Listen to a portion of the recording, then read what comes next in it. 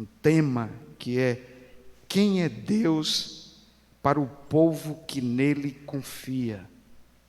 Quem é Deus para a sua igreja?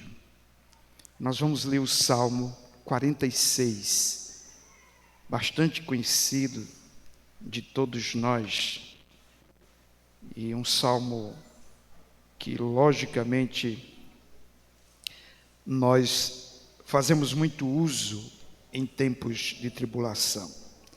Então, uma vez mais, vamos nos colocar em pé, em reverência à palavra de Deus, e vamos ler essa porção das Escrituras. Salmo 46, a partir do verso 1. Deus é nosso refúgio e fortaleza, socorro bem presente na angústia, na tribulação. Por isso não temeremos, ainda que a terra trema e os montes afundem nas profundezas do mar, ainda que as águas venham a rugir e a espumar, ainda que os montes estremeçam na sua fúria, há um rio cujas correntes alegram a cidade de Deus, o lugar santo das moradas do Altíssimo. Deus está no meio dela e não será abalada. Deus a ajudará desde o amanhecer. As nações se enfurecem, os reinos se abalam. Ele levanta a sua voz e a terra se dissolve. O Senhor dos exércitos está conosco. O Deus de Jacó é nosso refúgio. Vinde, contemplai as obras do Senhor, que devastações fez na terra. Ele acaba com as guerras até os confins do mundo. Quebra o arco e despedaça a lança. Destrói os carros com fogo. Aquietai-vos e sabei que eu sou Deus. Sou exaltado entre as nações. Sou exaltado na terra. O Senhor dos exércitos está conosco. O Deus de Jacó é nosso refúgio. Que Deus aplique sua palavra em nossos corações. Vocês podem assentar-se.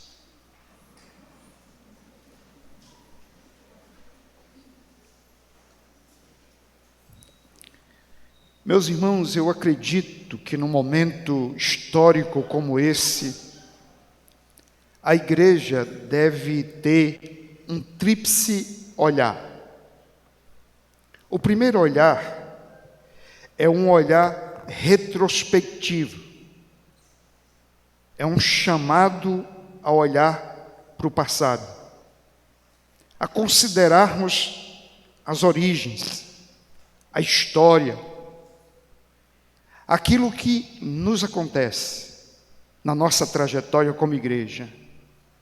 Observar e trazer à memória aquilo que Deus fez, suas maravilhas, suas obras, suas provisões, suas intervenções, as lutas travadas, as vitórias conquistadas, as orações respondidas. Tudo que Deus fez deve fazer parte dessa retrospectiva da igreja nesse momento de 70 anos. Mas há um segundo olhar, é um olhar prospectivo. É quando a gente olha para o futuro e pergunta como essa igreja, que foi edificada há 70 anos atrás, estará nos próximos 70 anos, ou até que Cristo volte. Esse olhar para o futuro é um olhar de projeção, é o olhar em que a igreja observa aquilo que ela deve conquistar, a missão da igreja, os desafios que virão, a capacidade de enxergar o futuro com esperança e entender que olhar para o futuro da igreja é transcender o próprio futuro, é olhar para além da terra, é olhar para além do tempo, é contemplar que o futuro da igreja é uma vocação eterna gloriosa e celestial.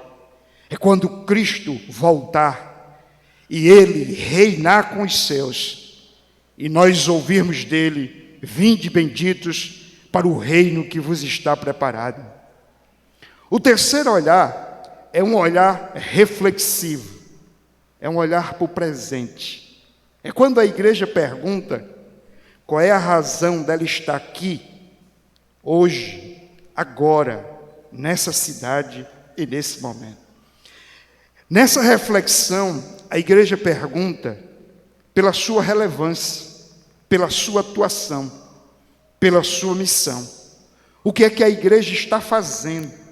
O que é que justifica a sua existência num determinado contexto, numa determinada época? Pensar sobre o presente da igreja, portanto, é perguntar de que maneira cada crente usa os seus dons, seus recursos, suas oportunidades para fazer aquilo que o Senhor lhe confiou.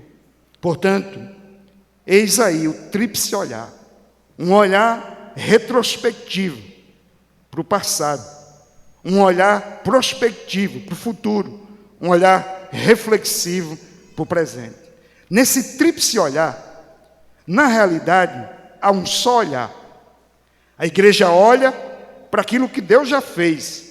A igreja olha para aquilo que Deus promete fazer. A igreja olha para aquilo que Deus está fazendo. Então, o olhar da igreja é um só, é um olhar para Deus. Porque quem opera no passado é Deus. Quem vai operar no futuro é Deus. E quem está agindo no passado é Deus. Agindo o Senhor, quem impedirá? Dito isso, eu devo olhar para o Salmo 46. Por quê? Porque olhar para o Salmo 46 é olhar para Deus. Para o Deus que se revela na história. Para o Deus que tem promessas. Para o Deus que é todo-poderoso. Para um Deus que se revela segundo a glória dos seus atributos. Para um Deus que revela-se fazendo maravilhas, operando milagres, intervindo de uma maneira sobrenatural, mas sobretudo graciosa e misericordiosamente. Considerando que Deus é o Deus do passado, o Deus do presente e Deus do futuro, a igreja jamais estará desprotegida, independente de época, de circunstâncias. A igreja sabe que ela está edificada sobre uma rocha e que ela jamais será abalada. Ora, o Salmo 46 fala de segurança, da segurança que Deus concede ao seu povo.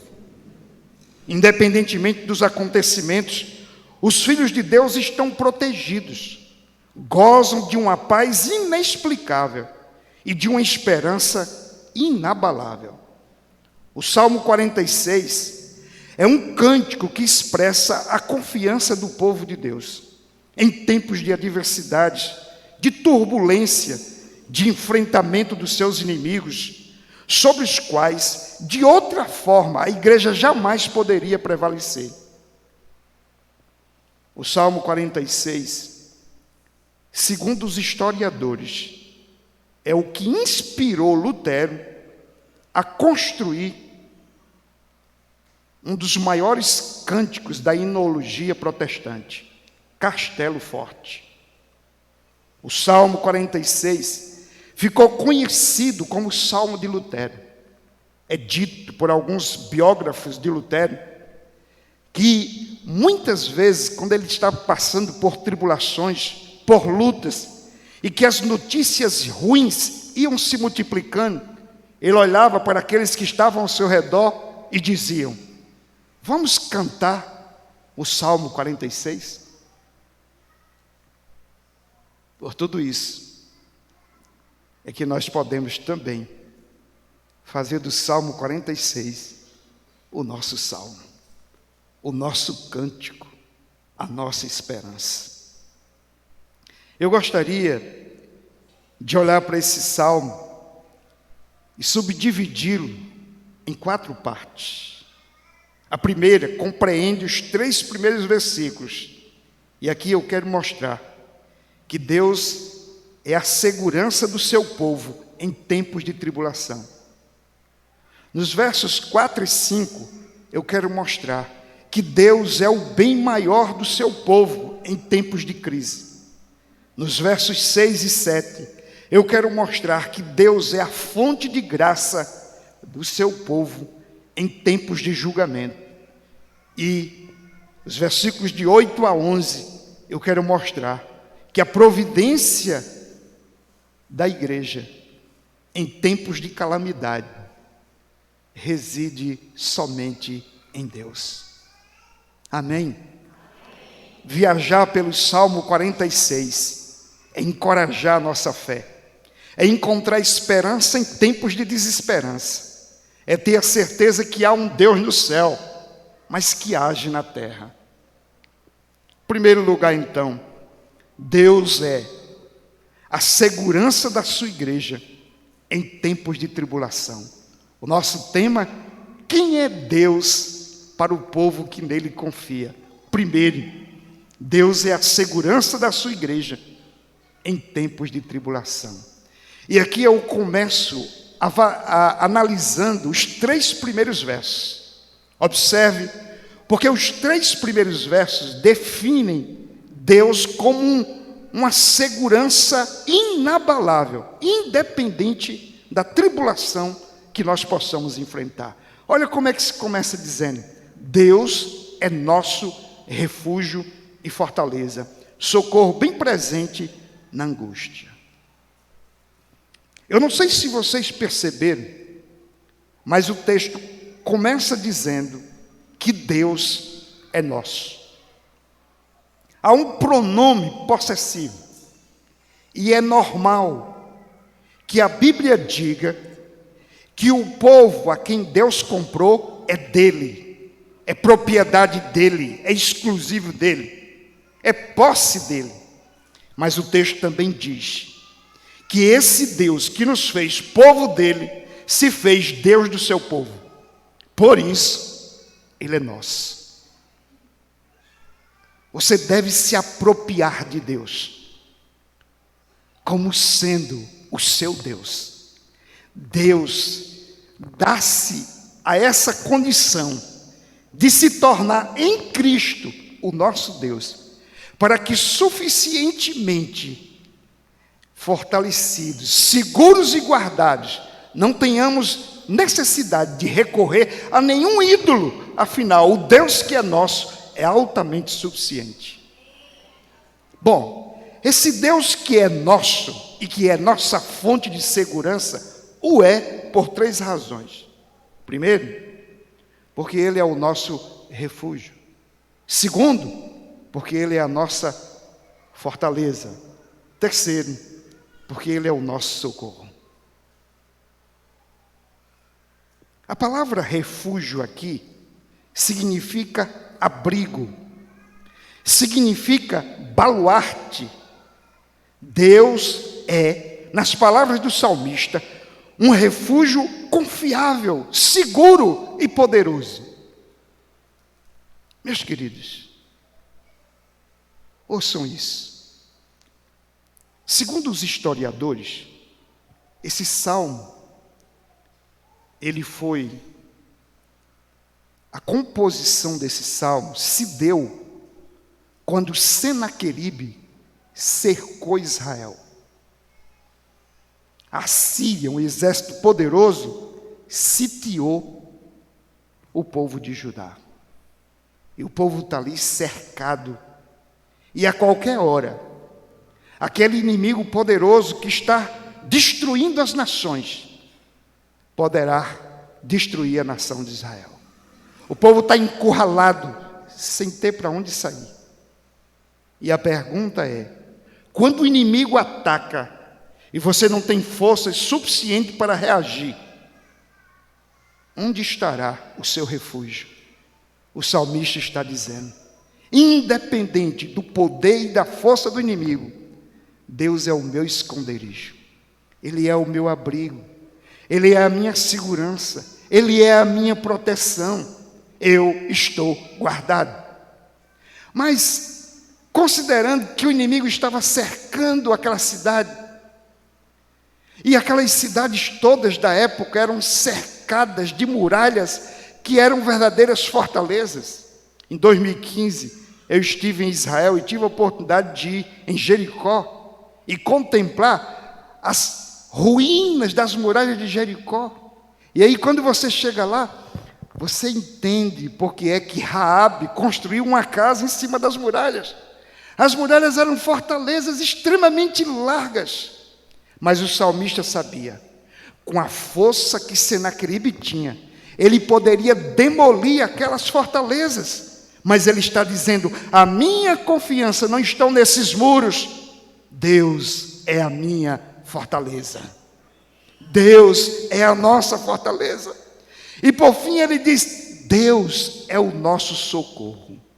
Queridos, quando a gente se vê diante de adversários, de tribulações, que são humanamente insuportáveis, a gente percebe uma coisa: nossos recursos são escassos, a ciência é incapaz de responder, os governos não dão respostas, os nossos amigos revelam-se impotentes, muitos nos abandonam, e nós ficamos frustrados e desfalecidos diante do dia mau, diante das pandemias, das guerras, das desgraças que acontecem à humanidade. Pois é quando tudo isso acontece, o texto diz, Deus é socorro bem presente na hora da angústia. Na hora da angústia, quando parece que todos te abandonaram, lembre-se, Deus não te abandona, Ele é o socorro não ausente, mas bem presente na hora da angústia. Quantas vezes você ouve isso?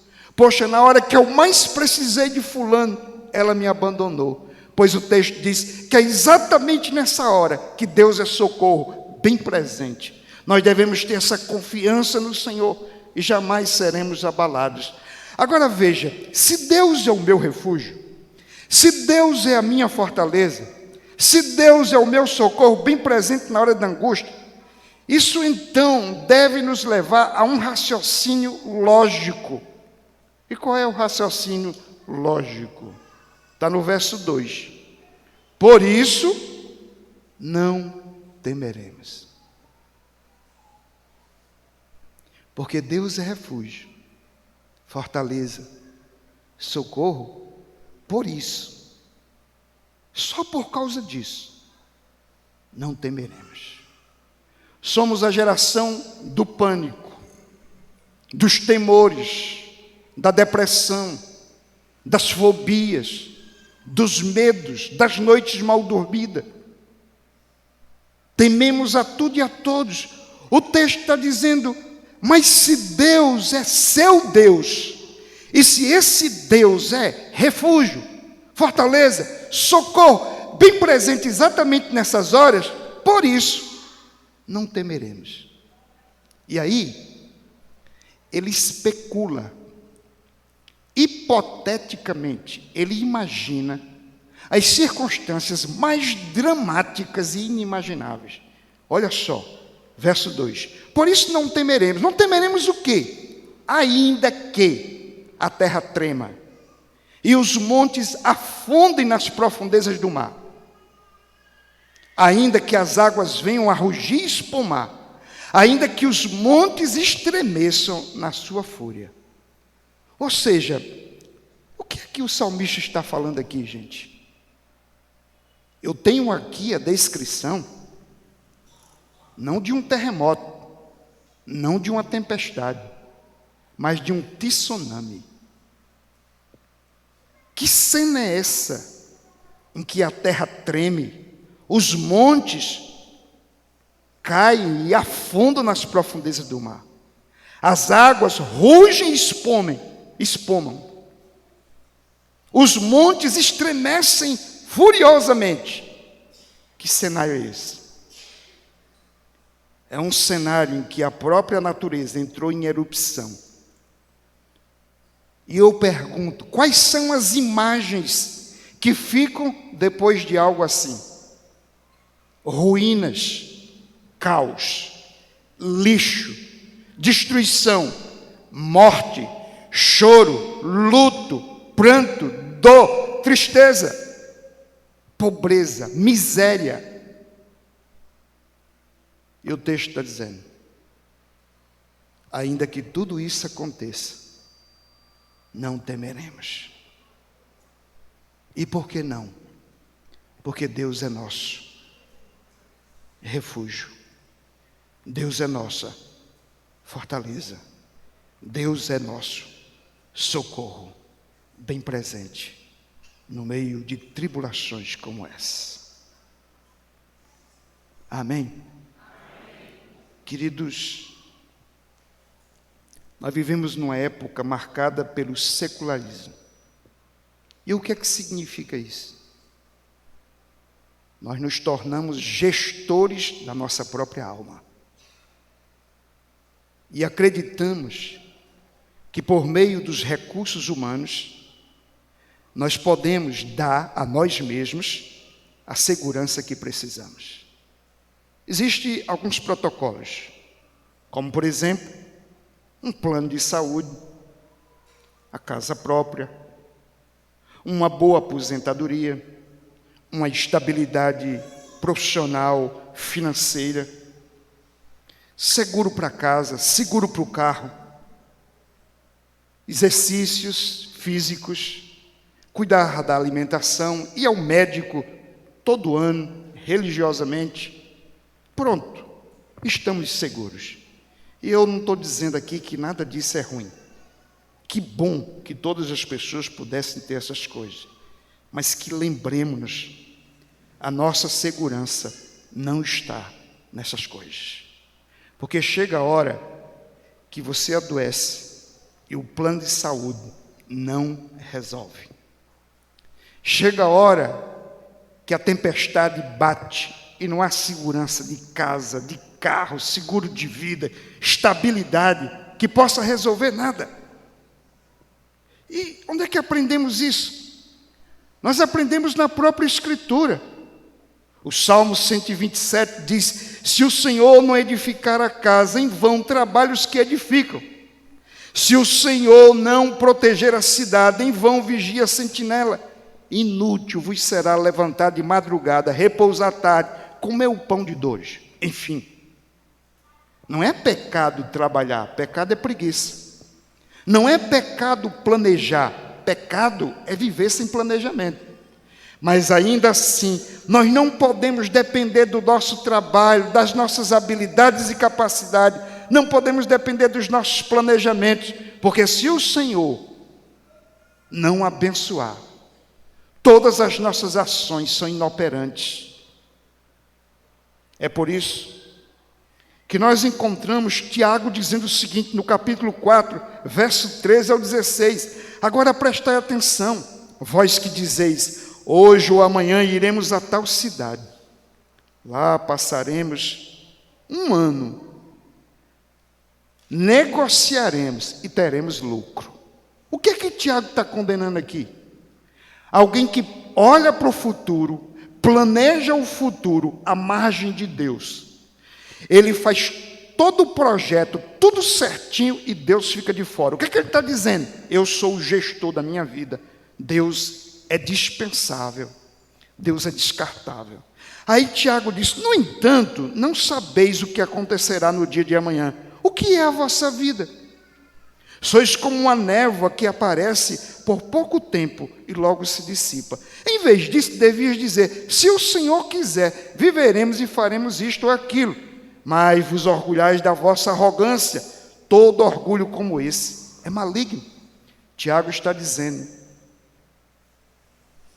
que diabólico não é apenas quem brinca carnaval, que diabólico não é quem mata ou quem rouba, que malignamente é a vida vivida como se Deus não existisse.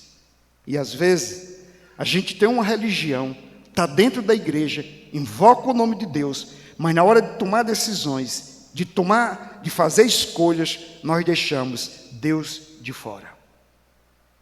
Tiago aqui está escrevendo para judeus que invocavam a Deus, a Torá, que guardavam o sábado, que jejuavam, mas que ainda assim o comportamento é maligno, porque agem como se fossem senhores da própria vida. E é nesse sentido que Jesus cita uma parábola lá em Lucas. Ele diz que um homem, um grande empreendedor, plantou e colheu a maior safra agrícola da história, ele obteve. E ele olhou para si, depois de empreender meios de armazenar todos aqueles grãos, e disse: ó, minha alma, olha aqui, minha alma, como eu sou um ótimo gestor. Olha o que eu preparei para ti. Come, bebe, regala-te, porque tudo que você tem, e muito mais do que isso, eu já te dei. E o texto diz: louco, ainda hoje pedirão a tua alma, e o que tu tens, a quem darás? Para quem será? E o texto diz: todo assim é todo aquele que é rico nesse mundo, mas é pobre em relação a Deus. É todo aquele que de maneira secular vive a vida deixando Deus de fora.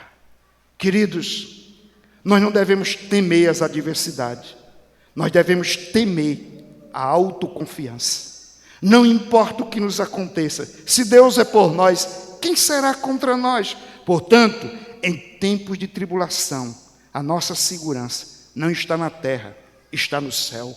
Não está nos homens, está em Deus. Agindo o Senhor, ninguém impedirá. Ele é Deus, ontem, hoje e eternamente. Segundo lugar, por que que Deus, aliás, quem é Deus para o povo que nele confia? Segundo lugar, Deus é o bem maior do seu povo em tempos de crise. O bem maior, o tesouro maior, a riqueza que não se perde, que o ladrão não rouba, que a ferrugem não corrói, que a traça não destrói. Veja agora os versos 4 e 5. Há um rio cujas correntes alegram a cidade de Deus, o lugar santo das moradas do Altíssimo. Deus está no meio dela, não será abalada, Deus ajudará desde o amanhecer. Bom, lembra-se do que eu disse? Aquela cena hipotética de um grande tsunami que passou e que só deixou ruínas. Então, quem tinha riquezas, perdeu. Quem tinha casas, perdeu. Quem tinha alguma segurança própria, perdeu. Mas o texto diz que há um rio que alegra a cidade de Deus. Há um rio cujas correntes alegram a cidade de Deus. Quem já foi em Jerusalém sabe que lá não há rios. Todas as cidades do Oriente, segundo Warren Wiersbe, foram construídas à beira de rios. Israel não. Logo, ele não está falando aqui de algo literal, mas figurado, ilustrativo. Ora, o que é o mar, senão sinônimo de destruição, de revolta, de medo, de morte? Leia o Apocalipse, o mar é sinônimo de tudo isso. E o rio é sinônimo de quê? De algo límpido, tranquilo, provisão, riqueza. O texto diz que o mar trouxe morte e destruição, e levou tudo que os homens tinham, mas o rio permaneceu. Se lá não tinha rio, quem é o rio? O rio é Deus. E quando eu vou para João 4, Jesus está dizendo: mulher, se tu conheceres o dom de Deus e quem é o que te diz, dai-me de beber, tu lhe pediria, ele te daria água viva, e do seu interior nasceria um rio que jorraria para a vida eterna. Ele está dizendo: mulher, a sua vida é um deserto moral, espiritual, existencial, mas se eu entrar na tua vida, não vai ter mais deserto, vai jorrar um rio. E quando você chega em Apocalipse capítulo 21, capítulo 22, na Nova Jerusalém, um rio, Jesus Cristo é o rio da Nova Jerusalém. O que o texto está dizendo é que em tempos em que uma cidade como essa era sitiada, cercada pelos seus inimigos, uma das coisas que mais temia-se era o abastecimento d'água. E aqui é como se o salmista dissesse: ainda que nos falte água, e ainda que o inimigo haja contra nós como um tsunami, Deus é o nosso rio. Ele vai alimentar a nossa alma, Ele vai nos fortalecer, porque Ele é o nosso bem maior. Vão tirar tudo, mas não vão tirar o rio cujas correntes alegram a cidade de Deus. Não vão tirar o rio. Esse rio vai jorrar. Queridos, lembrem-se, em qualquer tempo há uma fonte de paz e de esperança. Há um rio de águas vivas, e esse rio é Jesus Cristo. Ele é o nosso rio. O texto diz assim, presta atenção: o lugar santo das moradas do Altíssimo. É interessante, Deus é o próprio rio, o povo dele é a própria cidade, e ele habita nessa cidade. O versículo 5 diz: Deus está no meio dela, não será abalada. Presta atenção, sabe o que o salmista está dizendo? Deus está no meio dessa cidade. Ele é o rio que está cortando no meio dessa cidade. Ela não será abalada. Por que ela não será abalada? Porque se Deus está no meio dela, para que a cidade seja abalada, Deus tem que ser abalado. Se ninguém pode abalar Deus que está no meio dela, também não abalará a cidade. Por que você diz que se Cristo está no barco, tudo está bem? Não é por causa do barco, é por causa dele. Porque para o barco afundar, Cristo também tem que afundar. Mas o que acontece? Ele acalma o mar, acalma a tempestade, e portanto, se Cristo está no barco, tudo está bem. O texto diz: olha, Ele está no meio dela, ela não será abalada. Por que a fé do crente não é abalada? É porque a fé dele é mais forte do que a dos outros? É porque a fé dele está em Cristo. A nossa fé será abalada se o Cristo da nossa fé, que é o autor e consumador dela, for abalado. Às vezes na igreja a gente diz: rapaz, fulano tem muita fé, fulano tem pequena fé, e fica aquele negócio como se a fé fosse uma virtude nossa e uma disputa de virtudes. Mas lembre-se, o segredo da fé não está na fé, mas está naquele que é o autor e consumador da fé. O autor que gerou a fé, o consumador, aquele que faz a fé caminhar para o propósito para o qual ela existe, que é Deus. E aí, presta atenção: Deus está no meio dela, não será abalada. Deus ajudará desde o amanhecer. A ideia aqui é de alguém que está passando por uma noite de choro, de pranto, de escuridão, uma noite de treva, duradoura, longa. Lembra-se do Salmo 30?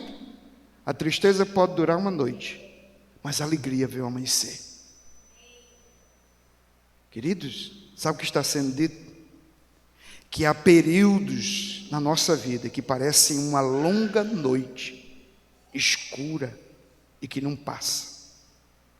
E na medida em que a noite vai passando, ela fica mais escura e mais difícil de suportar. Eu não sei se vocês já ouviram falar nisso, Mas presta atenção. Quanto mais a noite se aproxima do dia, mais escura fica. Então, se a noite está ficando cada vez mais escura, é um bom sinal. É um sinal de que daqui a pouco vão aparecer os primeiros raios de um novo dia. E um novo dia representa um novo começo. Por isso que o texto diz, Deus a ajudará desde o amanhecer. Por mais longa que seja a noite, Deus está concedendo um novo dia, um novo começo, um novo momento. E por isso, nós temos a esperança de que, em tempos de crise, o nosso bem maior não se perderá. Há um rio cujas correntes alegram a cidade de Deus. Ele está no meio dela, ela não será abalada. Desde o amanhecer, Ele ajudará. A ajuda do Senhor, o auxílio do Senhor é a garantia de que nós não fracassaremos em nossa caminhada, mas que entraremos nos portões da Nova Jerusalém, celebrando a glória, o poder e o reino do nosso Senhor. Em terceiro lugar, o texto diz o seguinte: a terceira razão porque Deus é o Deus que faz a diferença na vida do seu povo, está aqui. Deus é a fonte de graça da sua igreja em tempos de julgamento. Presta atenção, é fácil ser crente em tempos de avivamento, em tempos de bênção, mas como ser crente em tempos de julgamento? Como escapar da ira vindoura? Como permanecer de pé quando Deus decide derramar o cálice da ira sobre as nações e que esse julgamento começa justamente na casa de Deus? Como permanecer? Pois bem, em tempos de julgamento, Deus é uma fonte de graça para a sua igreja. Quero que você observe agora os versos 6 e 7. Olha o que diz o verso 6. As nações se enfurecem. O que o texto quer nos mostrar aqui é que tudo acontece porque as nações se rebelam contra Deus. A ideia aqui de se enfurece é espuma, embravece. É a mesma ideia de um mar revoltoso, como foi descrito no início, nos versos 2 e 3. As nações se enfurecem. A Síria estava enfurecida. Se você ler o relato, eles estão dizendo: Ezequias está te enganando. Ezequias era o rei da época. Ele está dizendo que Deus vai livrar vocês. Olhe para as outras nações, nenhum dos deuses puderam livrar.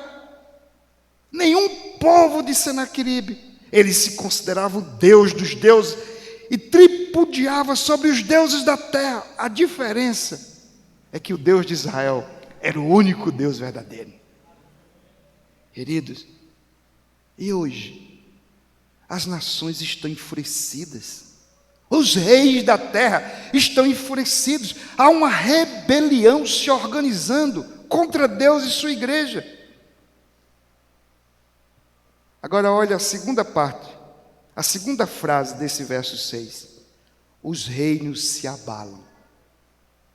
Aqui nós não podemos ver a segunda frase como uma continuidade da primeira, mas a segunda frase como uma resposta de Deus ao que está sendo dito na primeira frase. A primeira frase diz: as nações estão enfurecidas contra Deus. Na segunda frase é: os reinos se abalam. Por que os reinos se abalam? Porque Deus decidiu julgar as nações. Aí Deus vai e julga as nações. E como é que Deus julga as nações? Que tipo de juízo? O que é que Deus faz contra as nações enfurecidas, rebeldes? Ele levanta a sua voz. Sim, ele só faz uma coisa: ele levanta a sua voz. Ele levanta a sua voz e o mar vermelho se abre. Ele levanta a sua voz e o mar se fecha. Ele levanta a sua voz e os muros de Jericó caem. Ele levanta a sua voz e o sol para. Ele levanta a sua voz, os mortos ressuscitam. Ele levanta a sua voz, os demônios estremecem. Ele levanta a sua voz, o mar se acalma. Ele levanta a sua voz, os leprosos são curados. Ou seja, quando Deus quer julgar as nações, Ele usa apenas um instrumento, a espada do seu poder, a sua palavra. Ele levanta a sua voz, e o que acontece? A terra se dissolve. As estruturas poderosas se dissolvem. Isso significa dizer que quando Deus quer julgar alguém, Ele só levanta sua voz e tudo acontece. Por isso que o texto diz: terrível coisa é cair nas mãos dos Deus vivos. Mas pastor, há esperança para nós? Sim. Porque quando Deus abala as nações e Ele decide levantar sua voz e dissolver a terra, Ele ainda assim, na sua ira, se lembra da sua misericórdia e se torna para a sua igreja uma fonte de graça. Onde é que está isso? No verso 7, o Senhor dos exércitos está conosco. O Deus de Jacó é nosso refúgio. Igreja, presta atenção. A primeira coisa que está dizendo aqui é que esse Deus que está julgando as nações, abalando os reinos, Ele é o Senhor dos exércitos. O que quer dizer essa expressão, Senhor dos exércitos? Isso significa que os exércitos celestiais, seja dos anjos não caídos, seja dos anjos não caídos, está debaixo do controle dele. Mas, e aqui na terra? Significa dizer que a igreja, que é um grande exército, está debaixo do controle dele. Mas significa também que os exércitos das nações, as forças militares, estão debaixo do controle dele. Ele é o Senhor dos exércitos, dos anjos caídos e não caídos, o Senhor dos exércitos da sua igreja e dos exércitos da terra. Tudo está debaixo da sua providência. O Senhor dos exércitos está conosco. O Todo-Poderoso está conosco. O reverendo Augusto Nicodemos, pregando na consciência cristã, ele fala ali sobre Acã, o pecado de Acã, e a maneira como o Deus de Israel passou a ser Deus contra Israel, por causa do pecado que estava oculto. Aí ele diz: se Deus é por nós, quem será contra nós? Ninguém. Mas o que acontece quando Deus é contra nós? Esse Senhor dos exércitos que abala as nações e que ao levantar sua voz dissolve a terra, decidiu ser para nós o Deus de Jacó. O Deus de Jacó. Ele é o Senhor dos exércitos, o Todo-Poderoso, mas Ele é o Deus de Jacó, o nosso refúgio. Você entende agora porque Ele é uma fonte de graça em tempos de julgamento? Quando Labão decidiu julgar Jacó, quando Esaú vinha ao encontro dele para julgar Jacó, Deus decidiu ser para Jacó uma fonte de graça.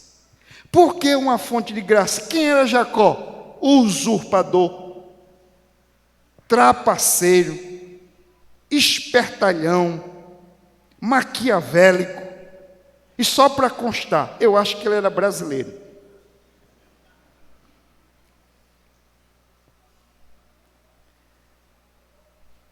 E aqui no Salmo 46, poderia não usar o nome Jacó. Um nome desse é vergonhoso. E quando Deus teve um encontro com Jacó no val de Jaboque, disse: seu nome não é mais Jacó, é o quê? Israel. Mas por que o salmista coloca aqui Jacó? Para que lembremos que se o Deus de Jacó foi para Jacó refúgio,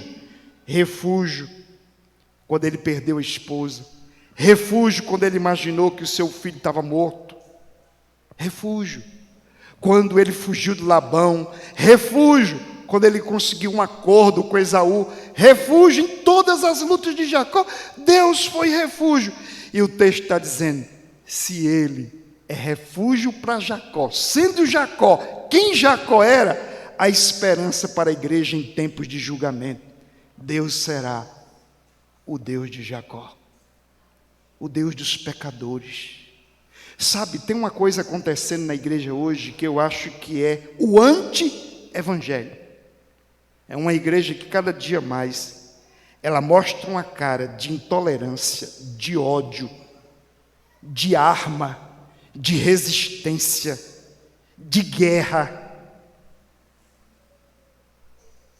Quando a igreja deve ser para o mundo o que Deus é para ela: uma fonte de graça. Uma fonte de graça. Se Deus de Jacó fosse só o Deus do julgamento, Jacó teria sido consumido. Mas quando Deus se fez para Jacó um Deus de salvação, o salmista está mostrando aqui, em tempos de julgamento, a esperança para a igreja, porque se Deus foi refúgio para Jacó, Ele também será para nós. Amém. E eu concluo dizendo, em quarto lugar, Deus é a providência do seu povo em tempos de calamidade. Olha o que diz o versículo de 8 a 11. Vinde. É um convite à igreja congregacional conservadora aqui. Vinde. Vocês estão completando 70 anos. Vinde, contemplai as obras do Senhor. O olhar retrospectivo. Ele tem feito devastações na terra. Ele tem julgado, mas Ele tem sido Deus de graça. Ele tem sido refúgio, fortaleza e socorro. Vinde, contemplai. O convite aqui é: olha para o Senhor. Não olha para as circunstâncias. Não olha só para a política. Não olha só para as notícias ruins. Não olha só para as guerras, para as pandemias. Não olhe só para o mal que está acontecendo. Olhe para Deus. Eu era seminarista em João Pessoa, no Betel Brasileiro.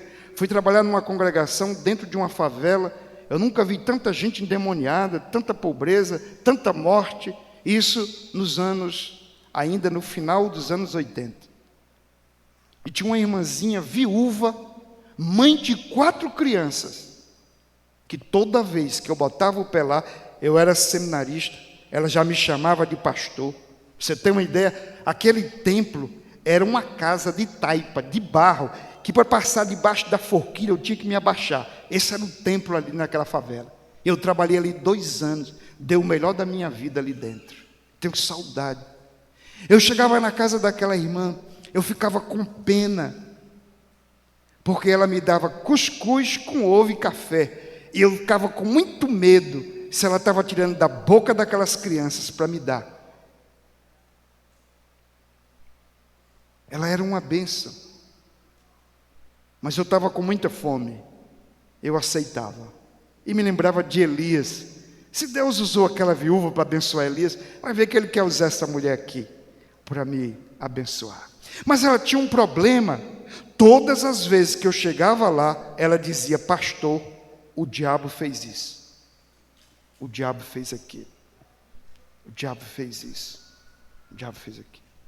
Eu disse: minha irmã, a senhora está aqui não para testemunhar das obras do diabo, mas para testemunhar das obras de Deus. Eu quero que a senhora contemple a partir de hoje aquilo que Deus está fazendo. E quando eu colocar os pés aqui, a senhora não vai mais me dizer o que o diabo fez.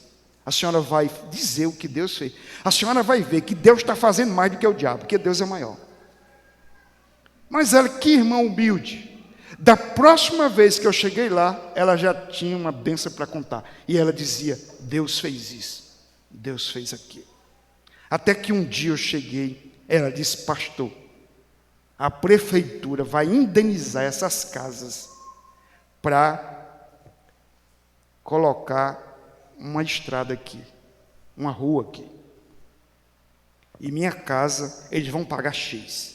Dias depois, ela pegou o dinheiro, mudou para uma casa de tijolo, comprou sofá, geladeira, fogão, colocou tudo ali, colocou umas prateleiras, e agora, aquela irmã que fazia o cuscuz para mim, tinha vitamilho para vender, sabão, enfim, botou uma bodeguinha lá. E não é teologia da prosperidade, não, viu? É prosperidade da teologia, é diferente. E o fato é que ela contemplou as obras de Deus. Às vezes a vida está azeda, está amarga, tem murmuração, tem tristeza, porque a gente fica olhando para as coisas ruins e não vê o que Deus está fazendo. Se Deus é o Deus da providência em tempos de crise, olhemos para aquilo que Ele está fazendo. E o convite é esse: vinde, contemplemos as obras do Senhor, e não as do diabo, as obras do Senhor. Aí o verso 9, Ele acaba com as guerras até os confins do mundo, quebra o arco, despedaça a lança, destrói os carros com fogo. Aqui está dizendo como é que Ele faz para agir com as nações. Armas poderosas, Ele transforma em fragmentos imprestáveis. E o verso 10, aquietai-vos e sabei que eu sou Deus. Presta atenção, eu, pastor, já usei muito esse versículo, sobretudo em gabinete pastoral, para trazer ânimo a um irmão abatido e abalado. Aí eu chego para ele e digo assim: olha, aquietai-vos, sabei que o Senhor é Deus. Não está errado, mas não é esse o propósito desse versículo. Aqui nós não temos uma palavra de consolo exatamente, dirigida ao crente. Nós temos uma palavra de ordem, dirigida aos inimigos da igreja. O Senhor está dizendo: olha, eu quebro o arco, despedaço a lança, destruo os carros com fogo. Então, nações, reis, vocês que se enfurecem contra mim, aquietem-se, eu sou Deus. É a mesma coisa de Jesus ali no mar, diante da tempestade e do vento, Ele diz: cala-te, é uma ordem. Aqui Deus está dizendo para todos aqueles que se levantam contra a igreja e contra o nome dEle: aquietem-se, saibam que eu sou Deus. Agora a pergunta é: por que é que Deus é para nós refúgio, socorro e fortaleza? Por que é que mesmo diante dos tsunamis, Ele é um rio cujas correntes alegram a cidade de Deus? Por que esse Deus é para nós uma fonte de graça, de segurança, de paz, de providência? Tudo isso. Será que é porque Ele encontrou em nós algum atrativo? Não. O verso 10 diz: aquietai-vos e sabei que eu sou Deus. Sou exaltado entre as nações, sou exaltado na terra. Tudo que Deus faz tem um supremo propósito: que o nome dEle seja exaltado. Convém que a igreja exalte o nome do Senhor, diante do fato de que contemplamos as suas obras, nós nos prostramos, nos rendemos e exaltamos o seu nome. E como é que ele conclui o salmo? Ele conclui repetindo o verso 7. Olha o verso 11: o Senhor dos exércitos está conosco, o Deus de Jacó é o nosso refúgio. A única coisa que se repete nesse salmo é justamente a mensagem da graça. Ela aponta para Cristo. Em Cristo, Deus alcançou Jacó. Ele se fez refúgio para todos nós. Queridos, eu gostaria de me dirigir a vocês que estão aqui hoje à noite e perguntar: quantos aqui estão passando por tribulações, por crises, por tempestades, por pânicos na alma? Às vezes o mar mais agitado não está fora de nós, está na nossa alma.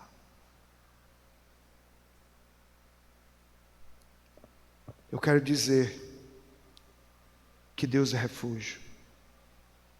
é abrigo no temporal, é fortaleza intransponível, é socorro bem presente.